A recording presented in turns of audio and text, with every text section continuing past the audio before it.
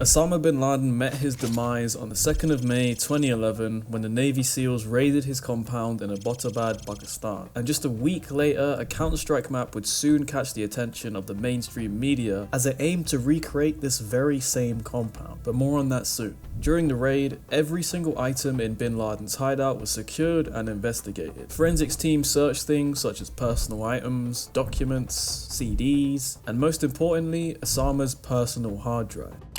He had the usual stuff on there. Plans for future terrorism, training videos, propaganda, but he also had a lot of entertainment stuff. He had movies like Cars and Chicken Little, anime episodes, and even a memes folder. But most importantly, he had video games, including Half-Life and Counter-Strike 1.6. So there's a small chance that maybe one of you out there was playing Counter-Strike and you one-tapped a terrorist so hard that he took a break from Counter-Strike to go play Counter-Strike in real life, with real AKs and real bombs. Just a few days after his hideout was raided, I logged onto my Steam account and saw on the Counter-Strike source news tab that someone had recreated Osama's hideout as a playable map called FY_Abbottabad, which is the same name of the location of his hideout that I mentioned before. So I found a community server and almost immediately loaded into the map, and it had my imagination as a kid running wild. I genuinely thought that Al-Qaeda just had these exact same book and sofa models all over the place. For some reason in my head, I really just thought it was a one-to-one of his hideout. And reviewing the map, even from today's perspective, is pretty cool. It has some nice details and definitely looks much better than the average 2011 community map back then. And details like this half-made wall with cinder blocks next to it show you that the creator really did put a lot of thought into it. It does feel like a terrorist camp with all these random props laying around like these target practice models. It's a very small map, but it has a decent amount of cover and fun areas to fight around. And it works well as a small map where one team has to defend their house and the others raid it, just like the real life event. In a way, it almost reminds me of CS Crack House, which was a very popular map at the time that featured a central building for the counter-terrorists to raid. But while I was exploring the map, I started wondering if the guy who created it was even still around. Did he even think about the map anymore? Does he still make maps? Where is he now? So with that, I went to the Game Banana page where the map was originally uploaded to find whatever I could. And I saw that it was made by a guy named Fletch from Australia, with no contact information. And other than that, he also released a Left 4 Dead map called Zombie Fortress. So yeah, not much to work with there. I started to get worried that no one actually remembered this map the way I did. Like maybe as a kid, I was just surprised that someone would even make a map of Osama's hideout and barely anyone even knew of it. But with just a tiny bit more scrolling, I started to see news articles about the map, including one by the BBC. And since gaming wasn't as mainstream back then, it was pretty rare for a random community map to reach any news outlet, let alone one as big as the BBC. And just after that article, I noticed this username in the Google description of a Reddit post, u/FletchM. Scrolling through his Reddit account, I saw a bunch of stuff until I came across a post about a new map coming out, Zombie Fortress, which is the one that we saw earlier on the Game Banana page. So I sent him a quick message asking if he'd like to answer some questions. And at this point, while waiting for a reply, I started thinking, what questions can I ask him? What if he doesn't even look at Reddit anymore? Does he even still care?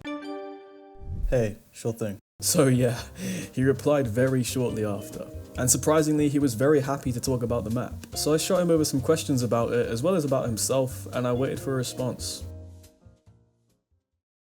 And a few weeks later, he got back to me. And here's how that went. What inspired you to get into mapping and gaming in the first place? Growing up, I would play games with my dad and brothers on an Atari 800. Eventually, we upgraded to a PC around 2000. And this is where my love for mapping and customization came from. My brothers and I would get a set amount of time to play each day, dictated by a timer on a microwave. My younger brother would always give up his time to watch me create maps on Star Wars Galactic Battlegrounds. What inspired you to make FY_Abbottabad?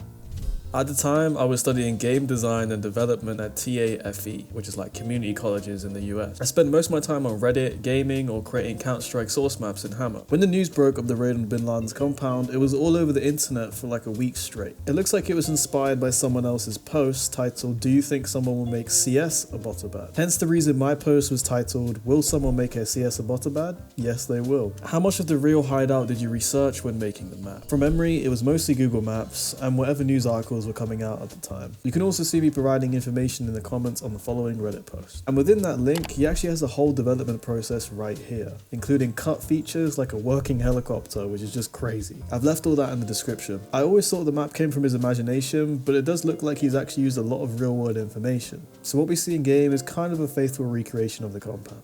Did you have any concerns ethically about the map being based on a real world event? I've never really had any concerns about the ethics of this specific event. There were already much more realistic videos, recreations, etc.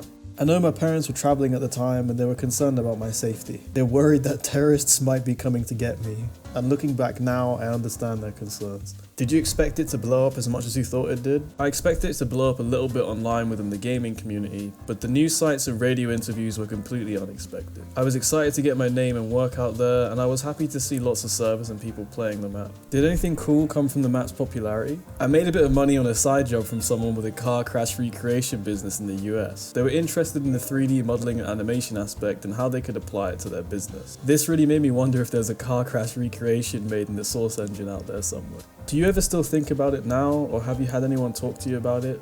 No. No one has ever reached out to me to talk about it since the initial news and interviews, but it's one of those interesting facts I can whip out at parties or when making new friends. And finally, how's life for you today? I'm still working with computers from home on my little farm with my dogs, cat and horses. Don't get as much time to game as I did during my student years, but I still will play with friends every now and then. It was very nice to hear from the creator himself and get some details about the map and his inspirations. And I'm glad he's doing all good and still looks back on this map in good light. A while after FY Abbottabad was released, I ended up seeing it more in minigame maps as a modified sub-map, rather than it being played as its own map, which kinda makes sense. It's a small interesting map that was made in a few days. It's not like it was going to be the next Dust 2 or something. So it is nice to see that it did live through some of these minigame maps, and I hope it somewhat lives through this video, or hopefully at least a few of you remember this map the way I did. And if you didn't, I hope you found it somewhat interesting. Also, the thing about Osama playing games and stuff, that could have easily been for his kids or friends or something, but it is weird to think that there's a chance that one of the most infamous terrorists in history might have been in his compound playing Counter-Strike and watching Tom and Jerry.